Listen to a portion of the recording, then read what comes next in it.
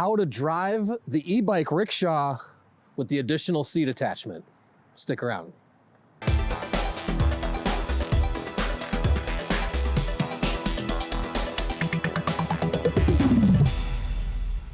Hey everyone, I'm Dustin. I have nearly 20 years experience in the bike and e-bike industry. Today, I'm gonna show you how to drive and ride the e-bike rickshaw with the second seat attachment on the back. Now, before I get into it, hit that subscribe button below. Stay in touch with us here at 630. Be the first to know about all the new content we're putting out, giveaways we're doing, and of course, new product releases. All right, so this is the 630 Every Journey e-bike rickshaw. This is a lot of fun, really cool. It's linked in the description below if you want to check it out.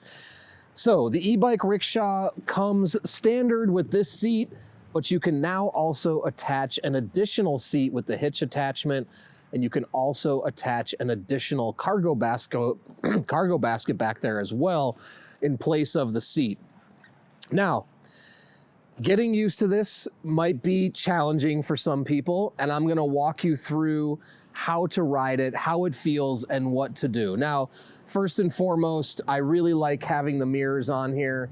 Although I will say, in my experience, e-bike and bike mirrors, they're not as good as car mirrors. So when I am on the rickshaw, I still like to do a look over the shoulder when I'm turning and whatnot. But for a quick glance to see what's going on behind you, they do work pretty well for that. I also sometimes put mirrors in my handlebar end caps. So I have one of the rickshaws at my house actually, and I have those so I can watch my kids, and then I can use these two mirrors to watch the road. So that's another idea as well. You can also get cameras that you can mount up here. You can have the display with the camera in the rear. That's an option as well. Okay, so obviously with this type of e-bike, it's very long, right? So if you've ever driven a U-Haul or a box truck or a Sprinter van, something that has a very long rear end, you know when taking turns, you have to be very careful that you swing out wide. Also, this is a tricycle, right? So there is the possibility if one side of the wheels get lifted and the other stays down, now you're creating a tilting experience, which creates an unbalanced trike, right? So we've got to be careful of that when we're out riding. I'm going to demonstrate how to handle situations like that, how to make turns, how to go up and down curbs, so you can get familiar with it. The other thing I want to point out is this is our mid-drive motor, the front hub motor we have as well. Both of them have push throttles for your thumb. You can push it to go without pedaling. They also have the 5 levels of assistance. Now, for navigating in tight spaces, the throttle is actually your best option because you can control the speed a little bit better. If you're trying to navigate in tight spaces, the pedal assist can be a little bit harder to control because once you start pedaling, you get the power, right? And it's hard to gradually increase the power like the way it is with a throttle. I'll demonstrate that as we go along as well.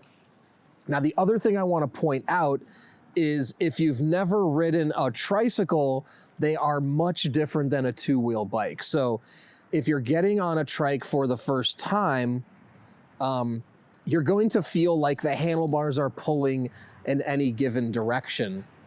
And that's just the nature of tricycles, right? Now, we do have a rear differential on here, which is dispersing power to both wheels. Makes it feel a little more straight, but still there's some getting used to on a trike. So if you feel that, that's not just the rickshaw, it's just trikes or e-trikes in general that feel different. So the key really is that you need to steer a trike. On a bike, you actually can lean. Leaning on a trike will not steer it in any way, shape, or form, but it will help to keep the rear wheels balanced on the ground as you shift your body weight. So let me go ahead and demonstrate. Okay, so you have to put it into level 1 minimum. I have my throttle here. Now the throttle operates just like a gas pedal. I can push that down and I can start going gradually. Now, you heard the hitch attachment catch up. That's just because We don't have any weight on there, so it's a little bit looser back there. You want to keep up with me? Okay. A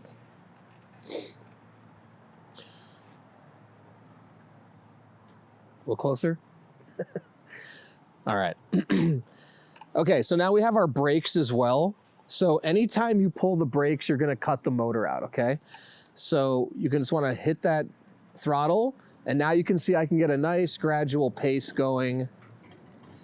And again, if I let go, you see how the handlebars immediately wanna turn to a direction. So as the driver, you do need to steer the direction you wanna go, okay? Now I can switch to pedal assist. Now you can adjust the power, which makes it nice, obviously. So right now I'm in pedal assist 1. I can shift that up to pedal assist 2. Okay. We got our trailer bouncing around back there. Again, with no weight, you are gonna have some noise with the trailer ball. All right.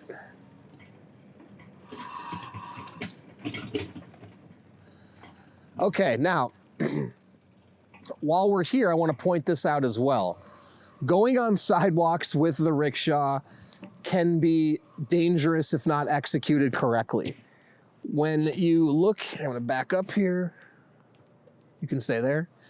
Now, if you notice on the curbs, right, it slopes down, but if you were to take the curb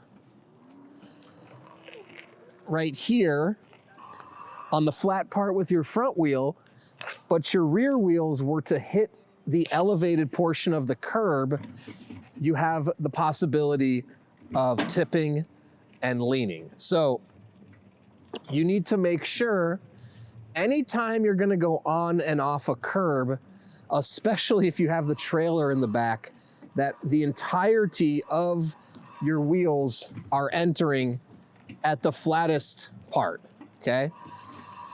Now, any trikes, I did another video on this, any trike going up and down a slope is not a really great thing, because now you have the possibility of these wheels lifting up. So you wanna lean into the slope like this, and you can get through it.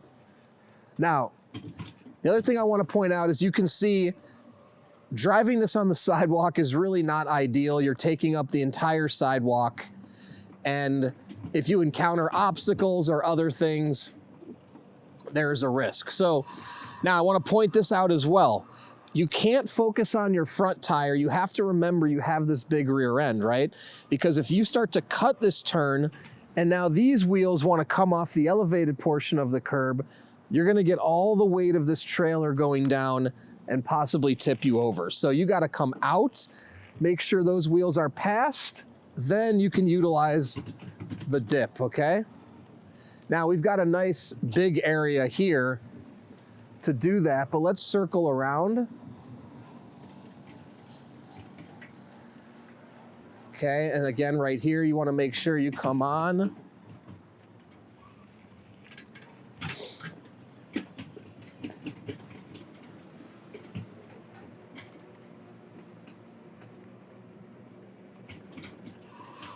Now, another thing is if you come up to these sloped areas, try to go to the top where it's flatter, and that will, prevent tipping and keep it more straight. Now, also, like I said, if you were to come onto these, you just have to know you're going to experience, the back is going to be coming up that slope behind you. So the goal is really to keep all 5 of the wheels on as flat a ground as absolutely possible. All right, now let's come over here and I'm going to demonstrate taking a turn.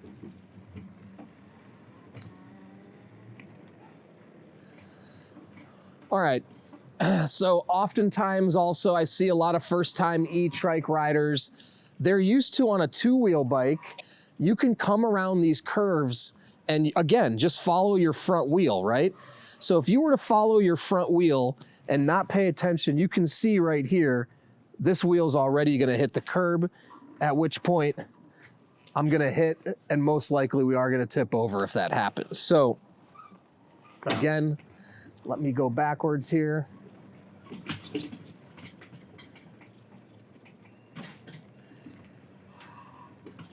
And if you do want to go close to the curb on your turn, you just got to make sure that you clear that, and then you can safely turn around the corner. Again, that can be a really, really treacherous thing. If you're new to trike riding in general, you've just got to make sure that you can't really base anything on the front wheel. You've got to check those rear wheels as you come around. And I would say when I'm riding this trike, I often have my children, I'm looking back when I'm taking turns just to make sure that I clear things. The thing that's really cool is you can take relatively narrow turns on this. You just have to know how to properly execute. But you do have a really good amount of swing. You can see we can make a pretty good little turning radius here. Now, the other thing I want to point out is we'll come over here back to the curb and the elevated curb.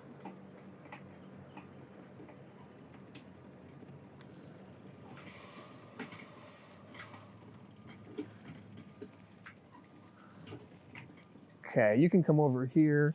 Okay, something you absolutely never, ever, ever want to do is to drive off an elevated curb on an angle with an e-trike or the rickshaw at all. If you do that, it's almost certain you're going to tip over. You're going to create such an uneven balance of the rear. You're going to get the weight going in the wrong direction. So if you are on a curb and you need to get down and you don't have a way to safely exit a ramp, I really recommend getting off and pushing it to get off. The other option is if you do have to go off of a curb, you can go straight on. However, it's not going to be ideal and I don't recommend it. But I'll try to find a place here where I can demonstrate. Well, A, it's gonna be very bumpy for the rear riders, and B, it's not safe to go down an elevated curb at all. So, but let's go try to find a place where we can do it so I can demonstrate. Let's see.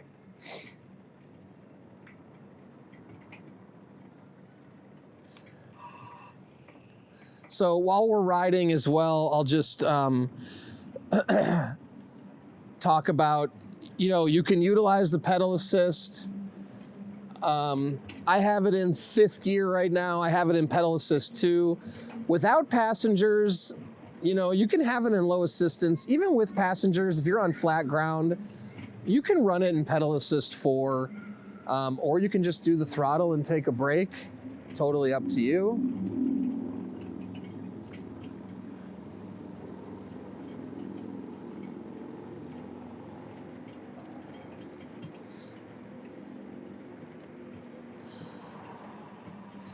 And if anyone's wondering, the pedal assists are changed by pushing plus minuses on your control right here. And I can get to those with my thumb while keeping my hand on the grip here. Okay, so let's go ahead and come down this way. And you can fit comfortably in the bike lane, no problem.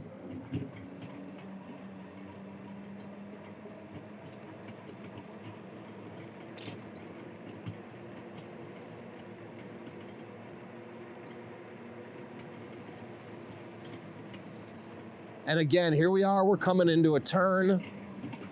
I want to make sure I get those rear wheels clearing the curb, and then I go ahead and turn right into it. Now coming downhill, you got a lot of weight, right? So you want to make sure you're easing in on both the brakes just to keep at a good pace. You don't want to get this barreling down the hill at 25 miles an hour and then have to slam on the brakes. Now you do have hydraulic disc brakes on this. They work exceptionally. But again, if you want to be as safe as possible, especially if you have kids or other riders on the back. All right, so here's a good place I can demonstrate it. I'm going to go over here.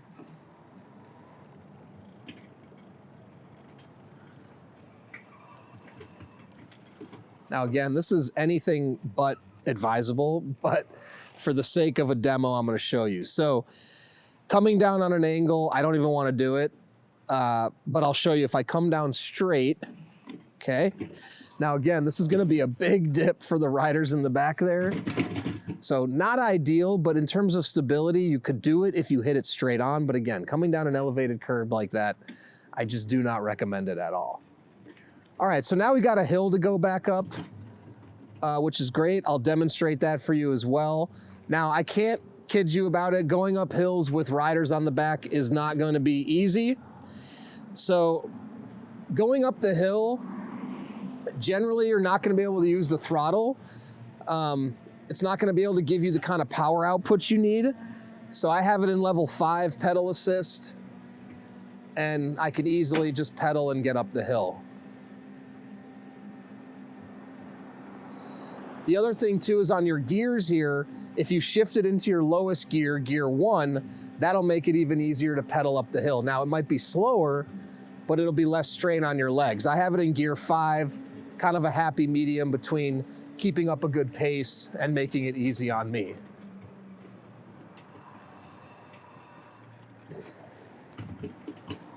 Now you can see also if I turn around here, you can see I'm able to make really good turns.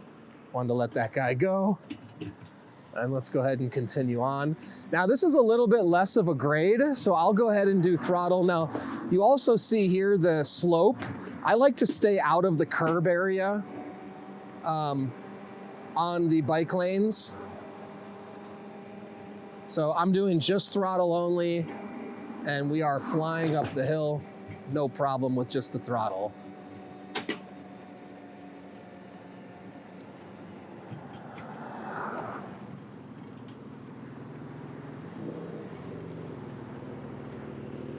Okay.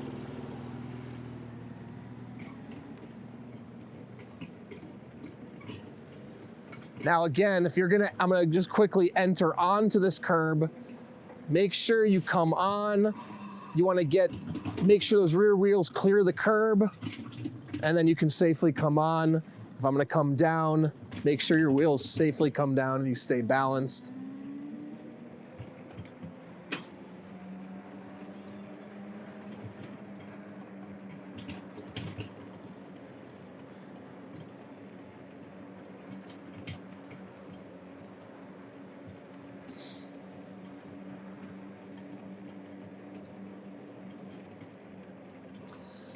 And like I said, I really like for parking and navigating tight spaces, my thumb throttle.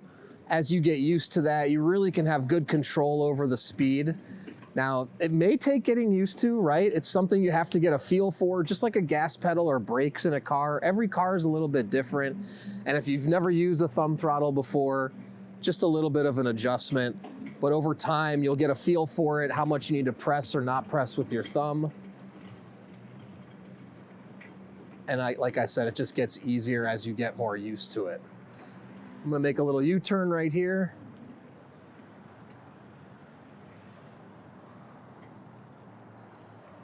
All right. And that's how to drive the rickshaw with the attachment seat on the back. I've done a lot of other videos where I have my children, other riders on the back, where I navigate. We did a 10-mile ride actually with 2 adults on the back. You can watch me ride on our YouTube channel as well. If you have any other questions at all, please comment below or reach out to us, the team at sixthreezero.com, or call us 310-982-2877. Don't forget, the rickshaw is linked in the description below if you want to check it out. In addition to that, we offer a 30-day test ride your e-trike policy. If you don't love it in the first 30 days, send it back. No questions asked, no money out of your pocket. Also, we're going to warranty everything for 1 year. Anything goes wrong in the first year, we'll take care of it, parts and labor. And if you want to come for a test ride, come out here to San Clemente, California. We're at 1046 Calle Recodo Unit K. Come test ride all of our e-trikes before you purchase. And finally, join our community. We have a Facebook group called 630 Pedalers. There's thousands of members in the group. Join before you purchase to connect with existing riders to ensure you're making the right choice. Then when you have yours, post in the group, make friends, and finally download the app to track your rides and compete on the leaderboard. So thanks for sticking around, and don't forget, it's your journey or experience. Enjoy the ride.